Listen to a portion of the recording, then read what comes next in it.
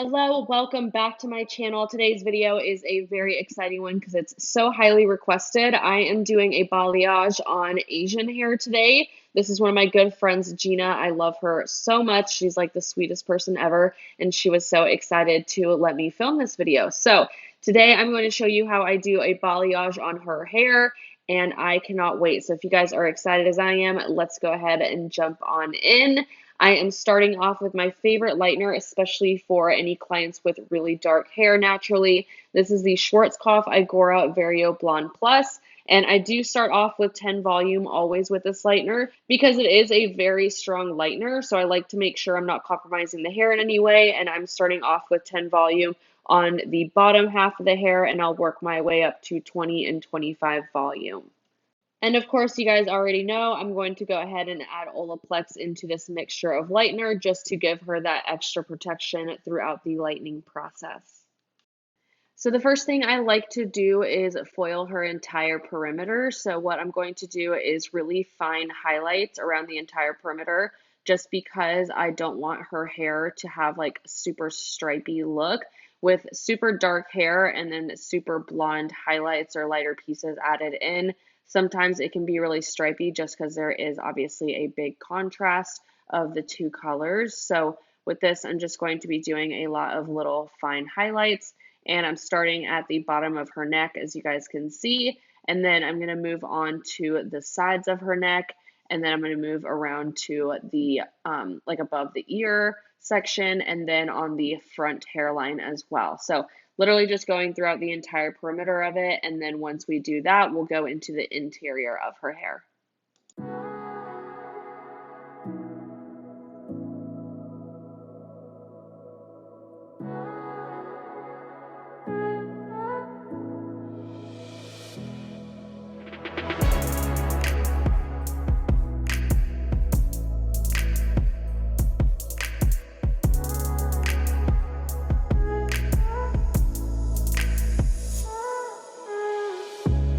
One thing that I do want to point out that you may have already noticed is that these foils, I am making sure to put the lightener all the way up to her scalp.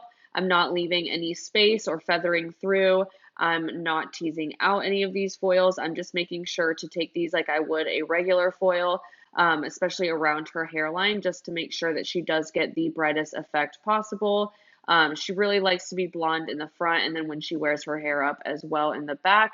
So I like to do that for about 2 foils. I don't want it to be too thick.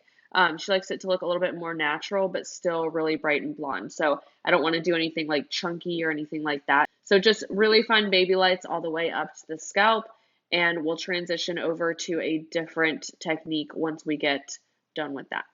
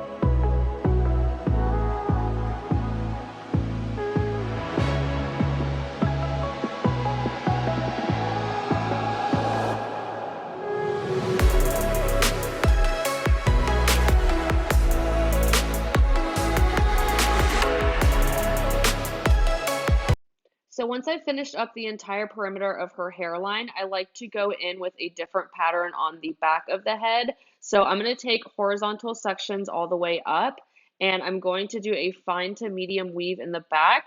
And once I've weaved out the little section that I want, I'm going to go ahead and tease up at the root. And as far as putting the lightener down, I like to put it about an inch away from her scalp, and then I kind of feather my way up to where that teasing is, and that just gives a really soft transition between her natural color and the blonde that we're putting in there.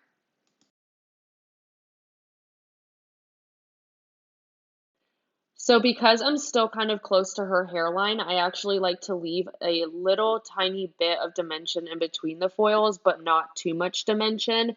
And then as I work my way up the back of the head, I actually start to leave a little bit more dimension, about a quarter of an inch section between foils. And that just kind of gives that gradual transition between super blonde around the hairline and then transitioning on the kind of like interior of her hair. I like to give a little bit more depth, and by doing that, you just need to leave a little bit more hair in between.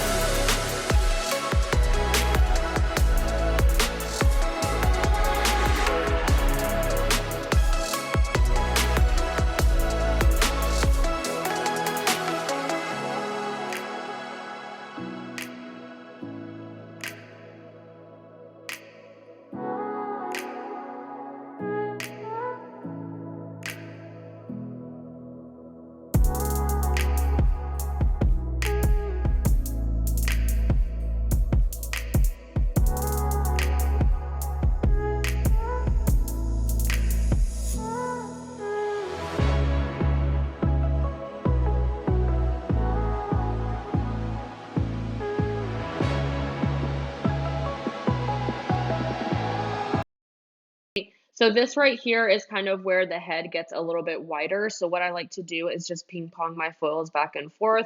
So I almost like split the back into a left and a right section, and I'll just ping pong back and forth doing the exact same teasing and weaving pattern all the way up.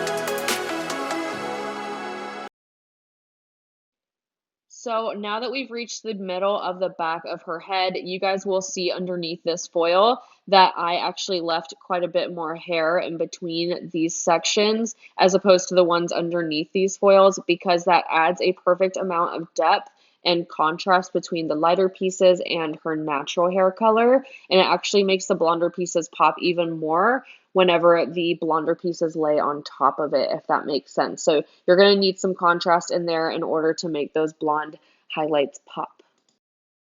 So now that I've made my way up the back of her head, I'm going to start on the Mohawk section, and this is where I actually change my technique a little bit, and I start to go in with little baby fine slices, or other known as baby lights, whatever you guys want to call it, and then I tease it just a couple of times, not too much teasing, and then I like to do full saturation, and right whenever I get really, really close up to the scalp, I like to kind of feather my way up there. So it just gives the littlest bit of diffusion, but it's not going to be like as much as it is down on the interior of her hair. And what this is going to do is that this is going to be like the brightest section, of course, because it's on the top. And then on the sides of her hair, I'm going to leave out a little bit more depth and dimension like I did on the interior and the back. And the really bright pieces up here on the top are going to fall right on top of the more dimensional pieces. And so that's just going to give a really nice kind of pop and dimension to the hair. So I love doing this whenever I'm doing balayages, but especially on darker hair types. And as far as sectioning goes in between the foils, I like to leave just a minimum amount of hair, not too much, but not too little.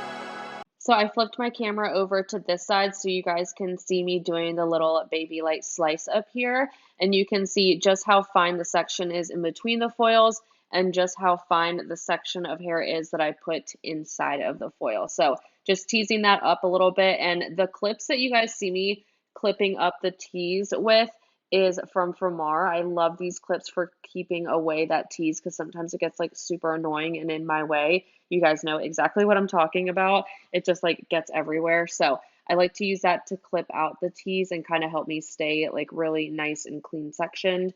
So I'm just going to pick out those darker little pieces that you see. This is very, very tedious, and I just like to make sure that those are fully saturated as well, just to make sure we're getting a nice even lift throughout every single foil.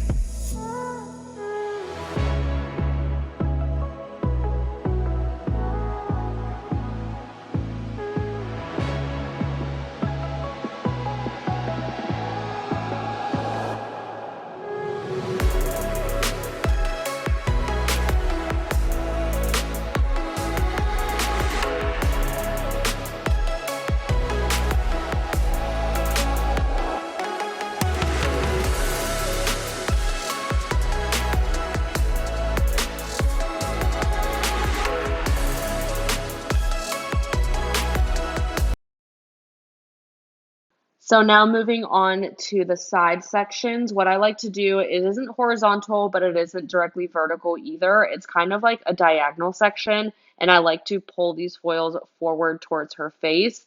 And I do a weaving pattern, the same weave that I did in the back, I do it here on the sides. And I'm going to do the lightener pretty close up to her scalp and feather it up just like I did on the Mohawk section, just to ensure that it's getting really nice and bright here near the front of her head. And also, like I mentioned in the previous clip, I like to leave a pretty decent amount of hair in between these foils just to create that nice dimension that the Mohawk section is going to sit on top of.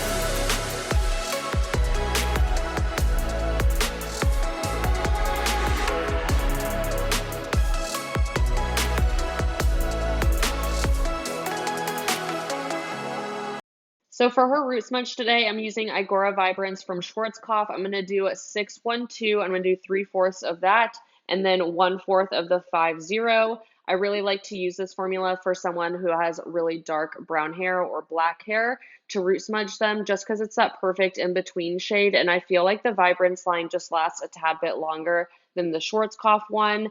And I really like using their formula, especially for root smudges. I haven't really quite got the hang of it for all over toners, but I do love it for root smudges just because it does last a lot longer. So I'm mixing that with the 6 volume. So this next formula is going to be really complicated, so go ahead and get your notes section out on your phone. I did 0.3 ounces of 8N, 0.5 ounces of 9NA, 0.3 ounces of 8V, 0.5 ounces of 9N, 0.3 ounces of 9V, and then 0.3 ounces of 10GI.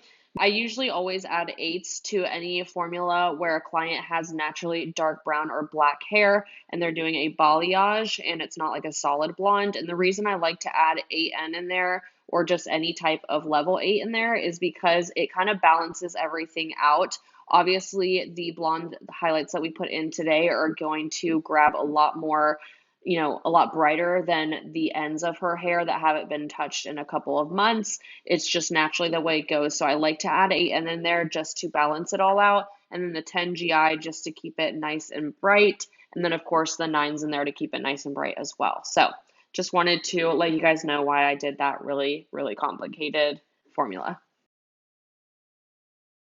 So I recorded this little clip right here just to show you guys the beautiful lift that Schwarzkopf IGORA VARIO Blonde has. I absolutely love that lightener, especially on clients with super dark hair naturally. And then I also wanted to show you guys the importance of not pulling your foils too soon. You want to make sure that you get that perfect inside of the banana. Obviously, you don't want it to be like white, but because that means that you're just like breaking the hair off. But you guys can see right there while I'm pulling on the hair, it is still perfectly healthy. It just got it to that perfect buttery, not even buttery, it's like that perfect inside of banana, but like just a little bit lighter than that. I absolutely love this lightener. So wanted to give you guys that little clip right there.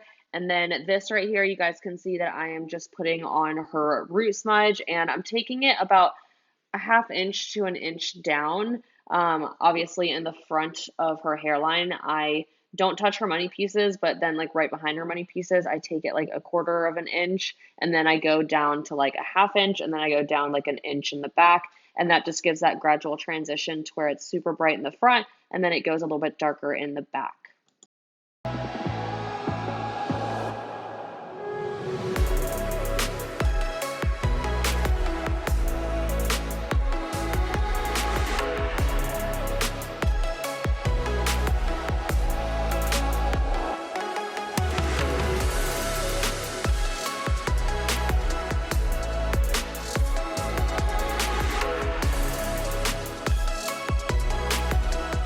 So my client actually wanted her hair blown out nice and straight today, which I was happy to do to show you guys just how beautifully blended this turned out.